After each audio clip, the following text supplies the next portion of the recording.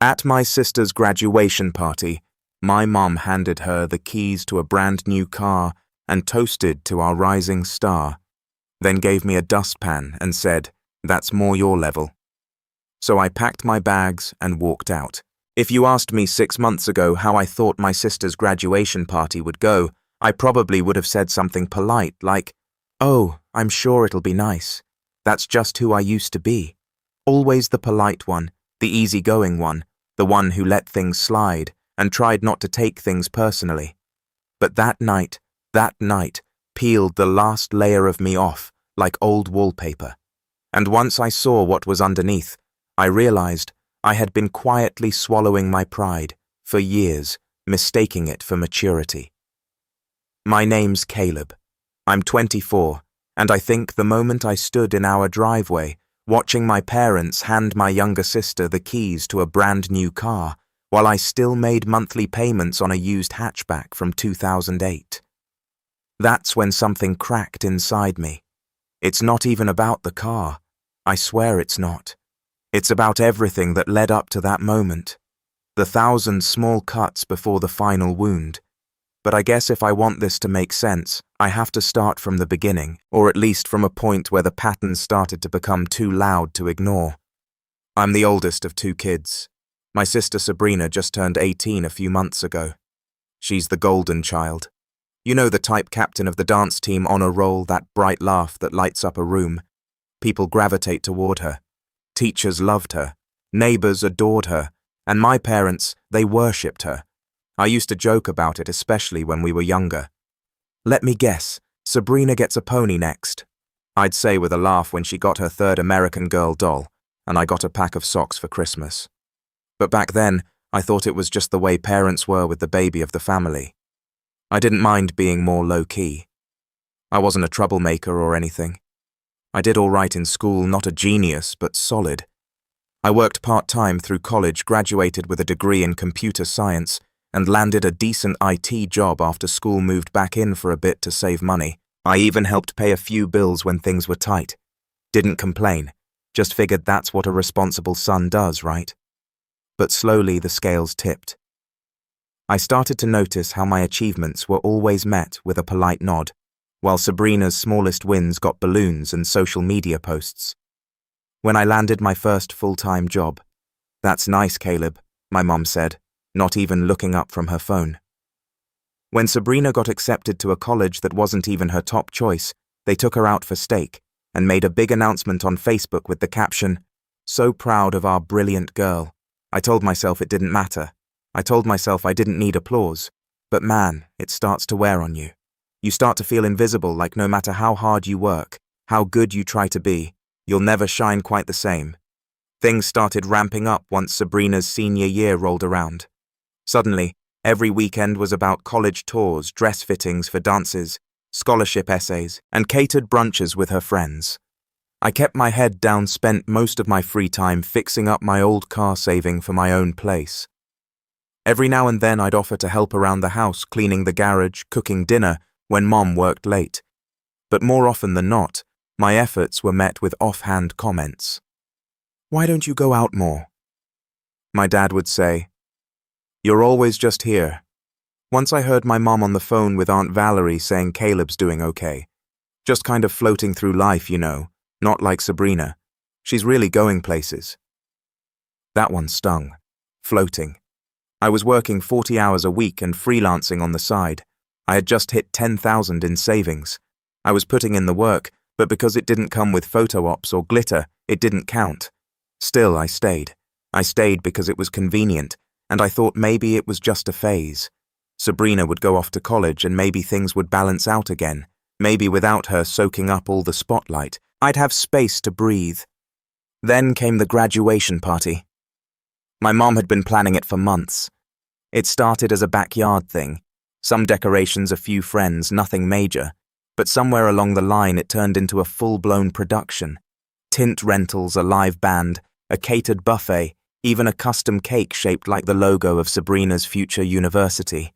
I didn't say anything. I just kept moving boxes and helping my dad set up the yard. I even installed string lights the night before because Caleb, "You're good with your hands, right?" I was sweating in the June heat while Sabrina got her nails done. The day of the party, the house was buzzing with activity. Relatives I hadn't seen in years were there, all fawning over Sabrina like she just won a Nobel Prize. My dad wore a polo shirt with her college's logo on it. My mom was glowing like she was the one graduating. I kept myself busy manning the grill and making sure the drinks were stocked. No one told me to. I just figured someone had to do it. Around sunset, after the food and the photos, my dad clinked a glass and got everyone's attention for a toast. I stepped away from the grill, wiping my hands on a towel. I figured it would be your standard proud parent speech. Something about how fast time flies, how proud they were, and it was at first. He started with, "We've watched Sabrina grow into such a bright, talented, driven young woman," and everyone smiled and nodded. He went on about her GPA, her dance competitions, her leadership skills. I was waiting for the part where he'd maybe throw in a word for me, just a both our kids kind of thing, but that part never came. Instead, he finished with, "We can't wait to see what she does next. We know her future is going to be nothing short of extraordinary." My mom raised her glass and added, "To our shining star." They all cheered. Sabrina beamed. Then came the surprise. My dad stepped aside and gestured toward the driveway and to send you off in style. The garage door opened. Parked in the driveway was a silver Honda Civic, brand new with a red bow on the hood. The crowd gasped, clapped. Sabrina covered her mouth and screamed, "No freaking way." She ran up and hugged them both. My mom teared up. My dad handed her the keys. And then, in the middle of all the cheers, my mom turned to me, handed me a plastic dustpan and said loud enough for half the yard to hear, "Think you can sweep up before people start tracking dirt inside? That's more your level." I froze, dustpan in hand. Everyone else kept clapping. My sister laughed so hard she actually snorted. That was it. That was the moment.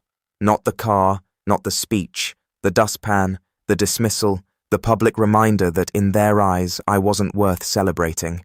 I was just the help. I didn't say a word. I didn't make a scene. I just walked into the house, up to my room, and started packing. No one even noticed I was gone until the next morning. 2 days later, the messages started rolling in. "Where did you go? Are you okay? We didn't mean it like that. Come home." But by then I was long gone, and I had a plan, forming a quiet one, the kind that starts small but grows teeth. Because I wasn't just leaving, I was done being invisible. And maybe, just maybe, it was time they finally saw me. I didn't answer any of their messages. Not the first wave, not the second, not even when they started calling me by name. I read them. Sure, I read every single one.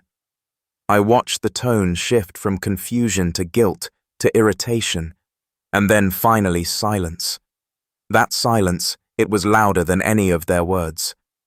I'd packed 2 duffel bags and loaded up my old Civic the night of the party. I didn't even know where I was going at first. I just drove out of town, past the lights, past the gas stations, and sleepy diners that had once made up the edges of my world. I ended up crashing on my friend Jonah's couch for a while. He didn't ask questions, just handed me a blanket and said, "Stay as long as you need, man."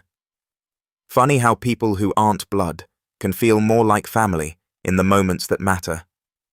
I spent the next few days bouncing between Jonah's apartment, the coffee shop down the street, and the parking lot behind the old rec center that still had decent Wi-Fi. I kept my freelance gigs going, and my regular job allowed remote work, so I wasn't totally off-grid. But emotionally, I was gone. Disconnected, still reeling.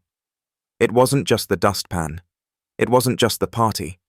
It was every single time I was made to feel like a burden in my own home.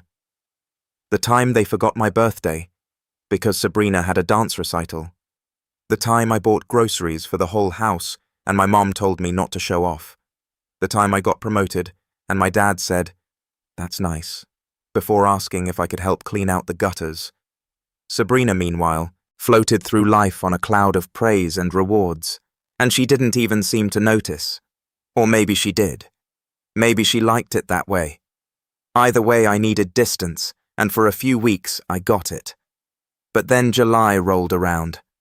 4th of July had always been a big deal in our neighborhood. Block party fireworks, burgers on the grill, one of the few times the whole cul-de-sac came alive. When I was younger, I used to love it. But this year, I figured I'd let it pass. Jonah was heading out of town with his girlfriend, and I had no real plans. I was fine with that. Quiet felt better than fake smiles and forced conversation. Then, on the morning of the 3rd, I got a text from my mom. "We're doing a small family thing for the 4th. Just us. No pressure, but we'd love for you to stop by. Sabrina asked if you'd be there." That last sentence struck me as odd. Sabrina asked. Really, against my better judgment, I thought. Maybe things had cooled off. Maybe they actually wanted to talk. Maybe this was a peace offering.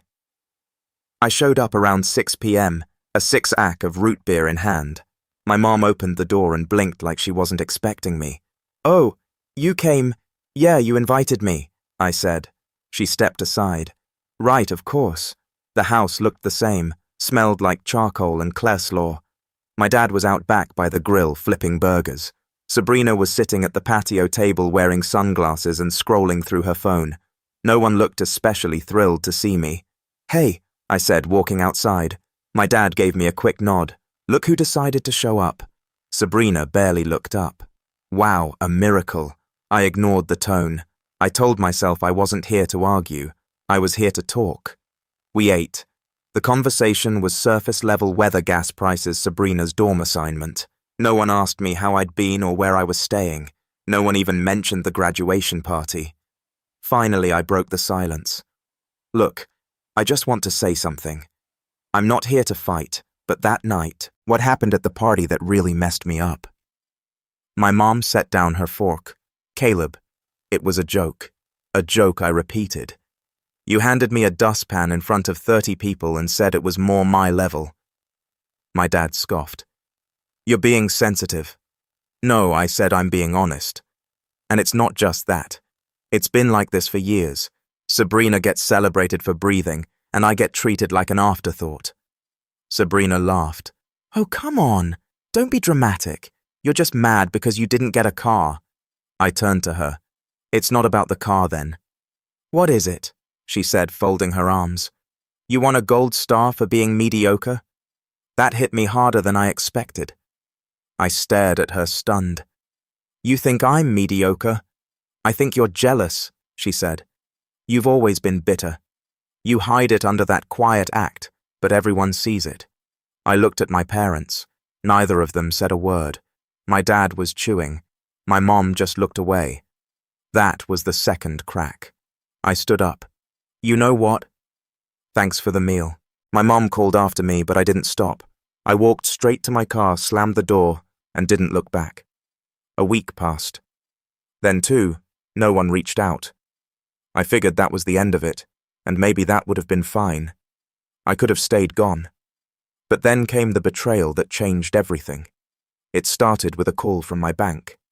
"Hi, Mr. Taylor," the rep said. "We're just calling to confirm a few recent charges on your account." I frowned. "Okay." She listed off a few places I didn't recognize. A boutique clothing store, a new age spa, a high-end sushi place downtown, totaling over $1,100. My stomach dropped. "I didn't authorize those. We thought that might be the case," she said.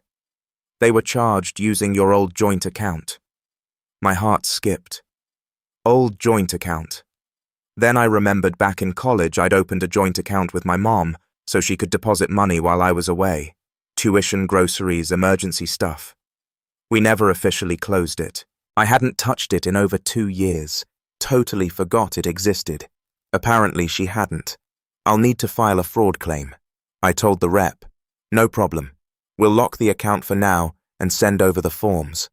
After I hung up, I sat in my car for a long time, just breathing. I wanted to believe it was a mistake. Maybe she thought it was still hers. Maybe it was a one-time thing. But the next day I checked the activity. There were weeks of charges, dinners, clothing, gift shops, even a booking for a weekend cabin. It wasn't just my mom's name attached. One of the purchases included a gift receipt with a note. "Congrats on your scholarship, Sabs. Love you, Sabs." Sabrina. They were using my money without asking, without telling me, like it was owed. That was the third crack. That was when the last bit of doubt I had evaporated. I didn't confront them right away. I didn't text, didn't call. I just printed everything. Every receipt, every transaction, every note with her name on it, and put it all in a folder. And then, out of sheer spite, I started digging into everything. I pulled up old emails, cross-checked names, ran searches on public records. What I found made my stomach twist. Remember when they said they were tight on money and asked me to chip in on utilities? That same month they booked a resort getaway in Cancun. Remember when I offered to help fix the leaky sink and they said they couldn't afford the part? Turns out they spent nearly $400 on a private dance coach for Sabrina. Remember when I loaned them $800 to cover Sabrina's urgent school fees? That money went toward her spring break trip. There were photos, bikini-clad drinks in hand, sun-kissed smiles, all while I was eating dollar ramen and working weekends. I thought I was helping my family. Turns out I was just their safety net. No, their backup wallet. That was the breaking point. The quiet part of me, the one that made excuses, that swallowed pain, that hoped things would get better, finally died. They didn't just forget me. They used me. And suddenly, I didn't just want distance. I wanted justice. But the best revenge. It isn't loud. It's quiet. It's careful. And it's coming. Rock bottom didn't arrive all at once. It wasn't some dramatic movie scene where I collapsed on the floor crying in the rain or threw my phone across the room in a moment of rage. No. It crept in like a slow leak under a floorboard, quiet, unnoticed, until one day you step down and feel it rot beneath your feet. After I discovered my mom and Sabrina had been draining that old joint account, I froze. Not literally, but emotionally. I'd always been the type to internalize everything. Think first, react later. But even with all the receipts, all the evidence, I didn't know what to do. I didn't want to blow up and give them the satisfaction of calling me too emotional again. I didn't want to show my hand until I had a full deck. So I did nothing for a while at least. And doing nothing, it ate at me. I stopped sleeping. Or rather, I slept in short, fractured bursts, never more than 3 or 4 hours a night. My thoughts spun in circles, looping over every past slide I'd convinced myself was no big deal. The birthday they skipped. The time they used my car without asking and returned it with an empty tank. The Christmas where Sabrina got concert tickets and a MacBook, and I got a flannel shirt 2 sizes too small. Each memory hit differently now, sharper, like realizing a bruise you thought had healed was still tender when pressed. Jonah noticed. Of course, he started making small comments. "You good man," or "You barely touched your food." I kept brushing him off, told him I was just tired. Work stress, the heat. He didn't push, but I knew he knew. One night after another failed attempt at sleep, I sat outside on the apartment balcony staring at the empty street below. That's when I admitted it to myself. I wasn't just angry. I was ashamed. Ashamed that I let them use me. That I kept hoping they'd change. That even now a tiny part of me still wanted their approval. It broke me. Quietly, slowly, I started turning down freelance gigs. Let emails pile up. I told my manager I needed some mental health days. But even when I had time off, I didn't know what to do with it. I'd open my laptop to work on my resume or start apartment hunting, and I'd just sit there staring at the screen. For the first time in my adult life, I felt directionless drifting. Then one afternoon, Jonah knocked on my door with 2 coffees and said, "We're going for a walk. I've got work." I lied. "No, you don't," he said. "Put on shoes." I followed him to the park down the block. We didn't talk much at first, just walked in silence, letting the trees and summer air do the heavy lifting. Then he sat down on a bench and handed me one of the coffees. "You're not okay," he said simply. "I will be," I said. When I didn't answer, he leaned back and looked up at the sky. "You know what I think? I think you spent so long trying to earn your family's love that you forgot how to give it to yourself." That one landed like a gut punch because deep down I knew he was right. I sighed. I thought being the good son would count for something. Jonah shrugged. Being good doesn't always mean being seen. Sometimes it just means being used. That night I started writing a list. Not a revenge list. Not yet. Just a simple Google Doc titled Things I Want. It was embarrassingly short at first. My own apartment, a better car sleep that doesn't feel like drowning friends who know the whole story.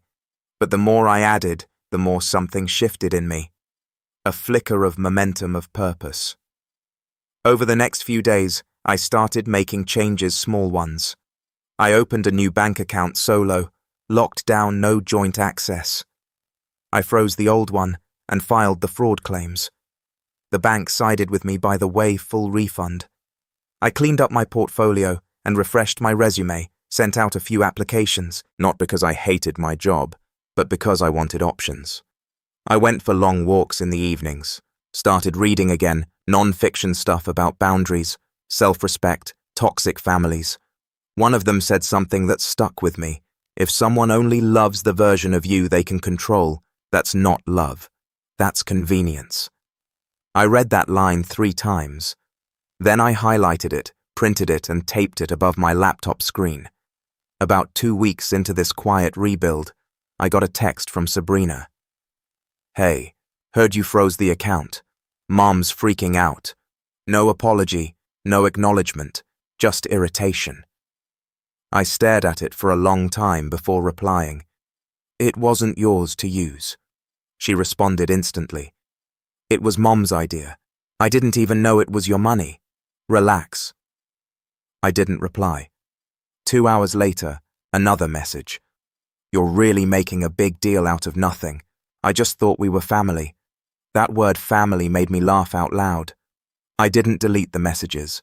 I saved them. Every one of them. I had a folder on my desktop now labeled receipts. At some point I realized I wasn't just rebuilding.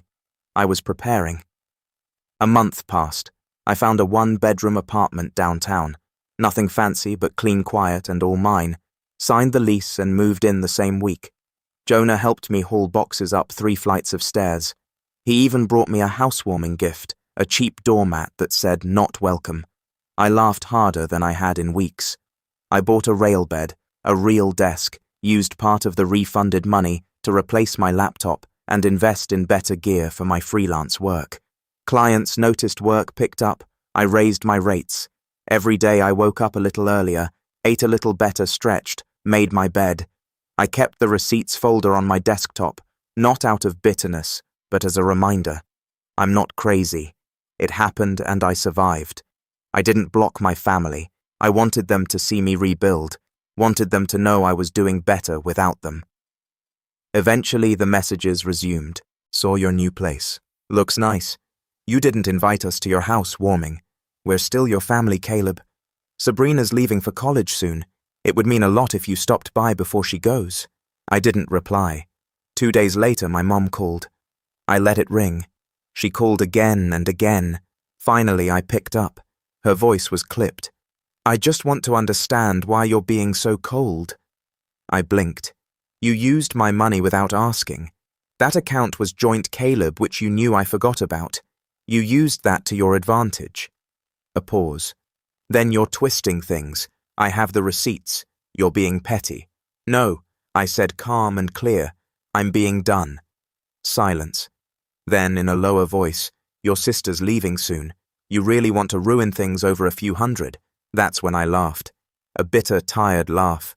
It wasn't just the money. It's never been just the money. Then what? She snapped. You want us to gravel? Is that it? I want you to understand, I said. But I know you never will. I hung up. That night I opened a new document. This one wasn't a list. It was a plan because rebuilding wasn't enough anymore. I wanted to reveal, not scream, not confront, but show. I wanted them to feel what it was like to be ignored, to be left out, to realize too late that I wasn't theirs to mistreat anymore, that I was never coming back. And when the opportunity came, I would take it quietly, perfectly. They say revenge is best served cold, but honestly, I wasn't interested in revenge. Not in the traditional sense. I wasn't looking to shout, to throw furniture, to corner my mom, or scream at Sabrina until they cried. No, I didn't want chaos. I wanted clarity exposure, a clean surgical strike that would make them sit in the mess they made and finally realize that I'd left their orbit entirely. The truth is, when I started planning, it didn't feel like revenge. It felt like closure, a chance to write the ending they never gave me. It started with Sabrina's college send-off. August rolled in thick with humidity, and social media buzzed with back-to-school photos. Sabrina, of course, was front and center. My mom updated her Facebook like she was running a fan page. Can't believe our little girl is college-bound. So proud. With 100 emojis and a collage of photos. Sabrina in her new dorm hoodie. Sabrina next to her car. Sabrina holding her dorm checklist like it was a Grammy. I didn't say anything, but I watched. She was going to a private college just 2 hours away. Not cheap. The kind of place where dorm rooms look like hotel suites. And the meal plans include vegan sushi. I did a little digging. Tuition room board, it added up fast. That's when the seed planted itself, because suddenly I remembered something from a year back. A dinner conversation back when I still lived at home. My dad had said, "We'll never qualify for enough financial aid for Sabrina unless we show a lower income. Got to be smart about what we report." At the time, I hadn't thought much of it. Just more of my dad's usual winking attitude toward rules. But now it made me curious. I logged into my own FAFSA profile just to see. Back when I'd applied for aid during college, my parents had insisted on handling it. I'd been too naive to question anything. Now that I knew how it worked, it made me wonder, what had they claimed? What had they hidden?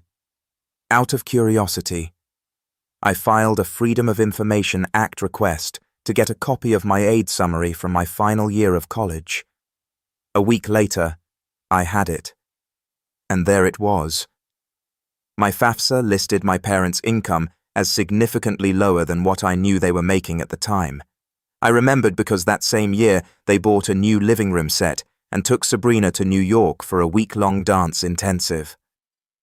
I cross-checked the tax returns they'd given me with what I found online in property records, employer salary averages, and a few other breadcrumbs. The math didn't lie, and if they did it for me, they probably did it for Sabrina too. So I kept digging. Her college's website listed a number of grants and aid packages available, but all required income verification.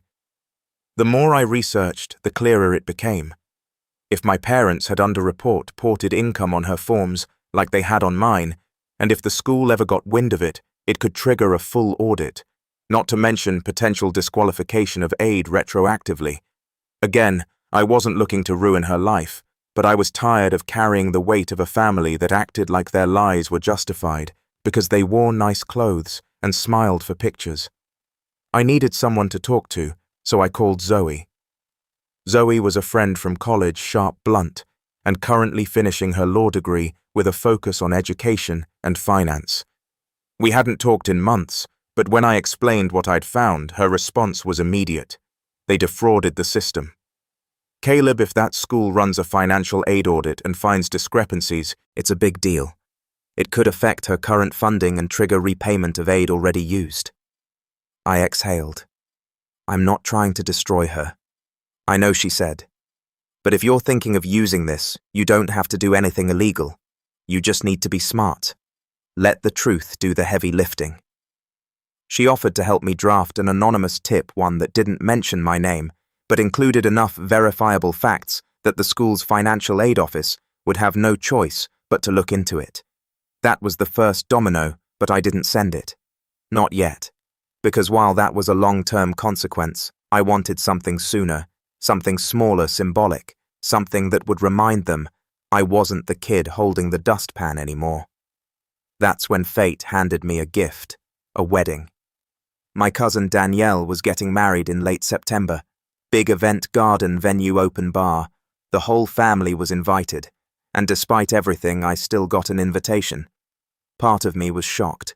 The other part suspected my mom insisted they include me, so she wouldn't have to explain my absence to relatives. She hated how silence reflected on her. The invite didn't mention plus once, but IRSVP. Yes. Anyway, not out of spite, just practicality.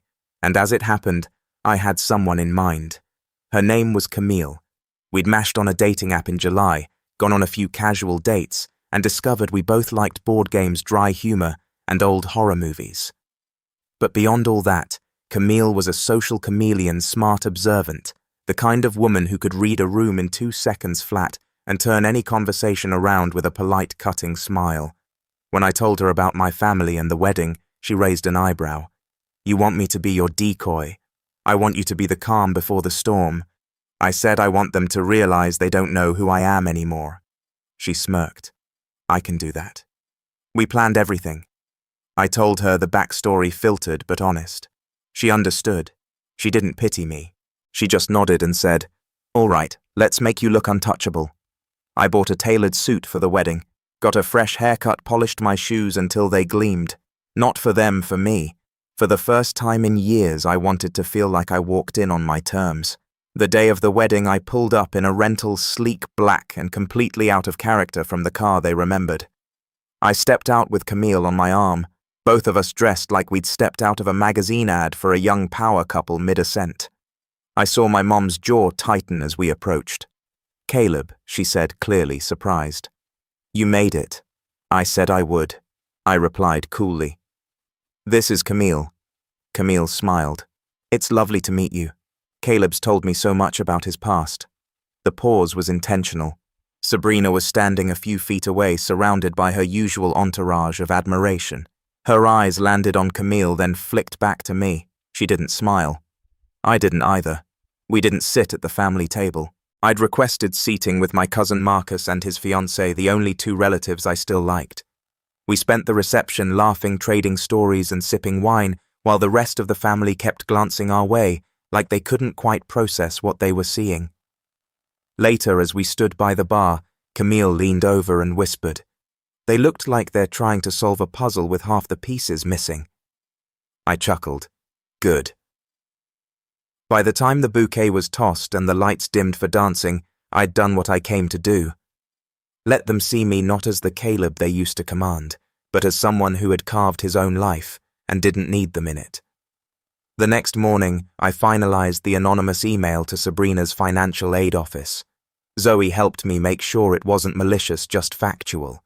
A polite note expressing concern about discrepancies between the family's reported income and their known assets with links to public records, and a timeline that made clear something didn't add up. I hit send and waited. Days passed, then a week, then 2. Then on a Thursday evening, I got a call from an unknown number. I let it go to voicemail. When I checked it later, I recognized the voice immediately. "Sabrina." She sounded panicked. Not angry, not fake, cheerful, panicked. "I don't know what happened," she said, breathless. "But financial aid flagged something and said they're doing a compliance review or some crap. Mom's freaking out. Dad's blaming me. They think someone reported us." "Did you?" She trailed off, then quieter. "If you know anything, can you call me?" I saved the voicemail. Didn't respond. I wasn't done yet because something else had fallen into my lap. Something even better, but I'll get to that soon. Let's just say the dustpan. That was just the beginning. The fallout started quietly. It always does. No screaming, no threats, just a few ripples that turned into waves. And when the waves hit shore, they took everything with them. I didn't even have to lift a finger. The day after I sent that anonymous email, I moved on. I didn't hover over my inbox. I didn't check Sabrina's college website obsessively. I wasn't waiting for the hammer to fall because it wasn't about the hammer anymore. It was about the silence after the impact. And that silence came a few weeks later in the form of a voicemail I replayed 6 times. "Caleb, it's Mom. Call me, please. Something's wrong. There's a problem with Sabrina's financial aid. They're saying just call me. We need to talk." I didn't call her. That same week, a distant cousin sent me a message on Instagram. "Hey, are you okay? Your mom's been telling people you've gone off the rails, like saying you're unstable or something." It made me laugh. They were scrambling. That was all this was. They were flailing in the water, hoping someone would believe they weren't drowning themselves. I waited a few more days before calling Zoe. "Check this out," I said, forwarding her the voicemail. After listening, she whistled. "Sounds like they're feeling the heat." They are, and it's not just the aid. I did some digging. In the weeks following the wedding, I kept uncovering more shady deductions on their taxes. A side business my dad never reported properly, even a second property under a shell name used to keep assets off the books. Sabrina's aid wasn't the only thing built on sand. Their whole financial life was a card tower.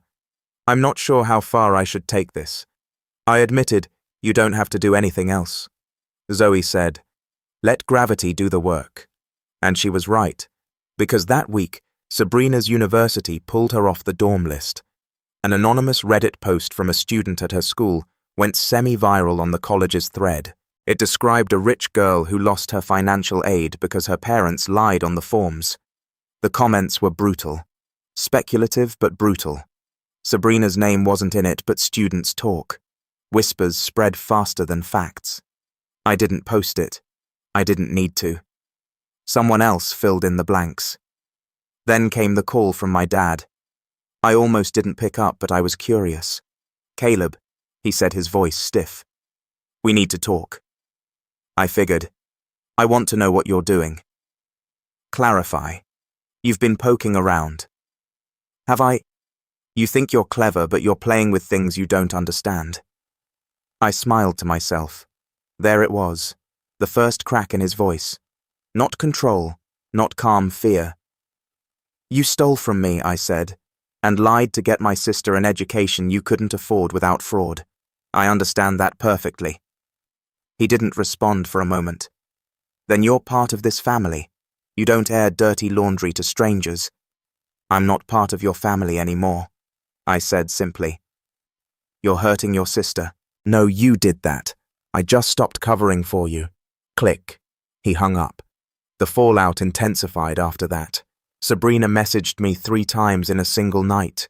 You ruined everything. How could you do this to me? I didn't even know about the FAFSA stuff. It was Mom. I didn't respond. Not because I didn't care, but because I finally understood that their chaos wasn't mine to manage. They'd spent years building a system where my silence was their safety net. And now, that silence was gone. The truth was just loud. I moved on fully. My freelance work took off.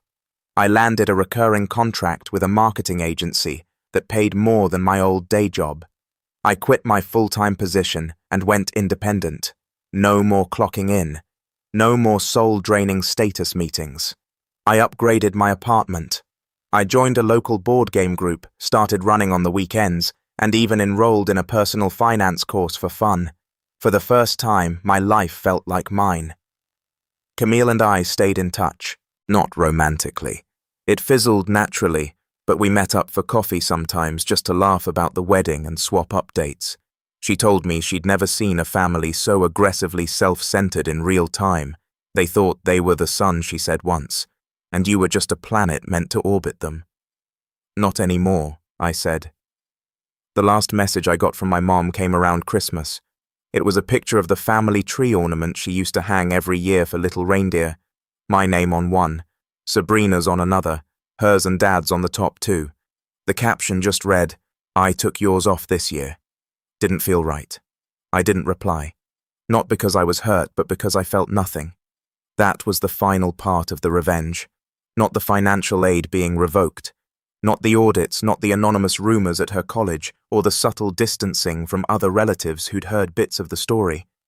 It was the nothing, the full resounding silence where their power used to live. And in that silence, I found peace. You see, revenge isn't always about destruction. Sometimes it's about subtraction, about removing the weight they placed on your shoulders, about letting them fall not because you pushed, but because you stepped away and let gravity do the rest. And the final irony, they were never holding you back. I was just standing too close, so I walked away. And for the first time in my life, I didn't look back.